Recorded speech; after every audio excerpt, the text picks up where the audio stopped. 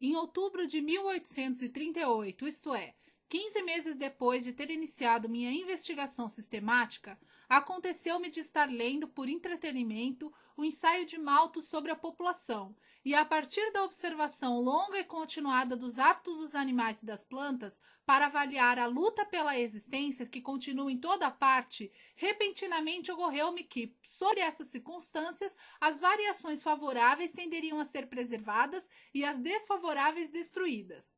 O resultado disso seria a formação de novas espécies. Aqui, então, tinha conseguido finalmente uma teoria pela qual trabalhar. O trecho foi extraído da autobiografia de um importante cientista. Assinale a alternativa que registra o nome desse cientista e o principal conceito expresso neste parágrafo. A partir do século XIX, surgiram alternativas para explicar o aparecimento e desenvolvimento das espécies no planeta. A teoria de Lamarck sobre os caracteres adquiridos acreditava que as espécies mais evoluídas surgiam das mais simples por progressão. Ele baseava sua teoria na suposição que os órgãos poderiam se tornar mais fortes ou mais fracos de acordo com o seu uso. Assim, quando um órgão fosse pouco utilizado, ele iria desaparecer, ou se fosse muito utilizado, iria se desenvolver. Portanto, para ele, o ambiente era o responsável pelas mudanças e que estas mudanças eram passadas aos descendentes. Vamos usar um exemplo. Usando o pensamento de Lamarck, por exemplo, uma pessoa que faça muita musculação e fique com os músculos definidos, poderia ter descendentes com esta característica.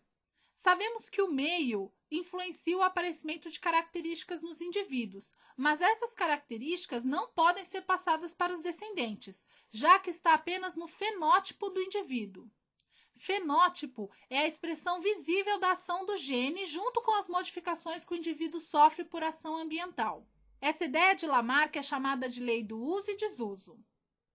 A teoria de Darwin sobre a seleção natural das espécies é explicada da seguinte forma. Berço da Revolução Industrial, a cidade de Manchester, na Inglaterra, possuía duas espécies de mariposas, uma branca acinzentada e outra de cor preta. Estas mariposas de cor mais forte eram muito visíveis aos predadores, portanto, tinham um número reduzido de indivíduos. Porém, por conta do crescimento industrial da cidade, tornou o ambiente das cidades mais escurecido. E os troncos das árvores ficando mais escuros eram um esconderijo perfeito para as mariposas escuras. Porém, as brancas passaram a ser alvos fáceis para os predadores. O que aconteceu? A mariposa preta, que antes tinha um número reduzido, se favoreceu pelo novo ambiente ser um excelente esconderijo, e as mariposas brancas tiveram significativas baixas por serem mais visíveis aos predadores. Darwin chamou este processo de seleção natural.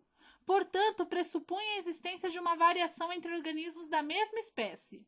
Vale lembrar que no texto do enunciado, um trecho reporta uma das ideias que passei há pouco, em que fala: as variações favoráveis tenderiam a ser preservadas e as desfavoráveis destruídas. Vamos para as alternativas.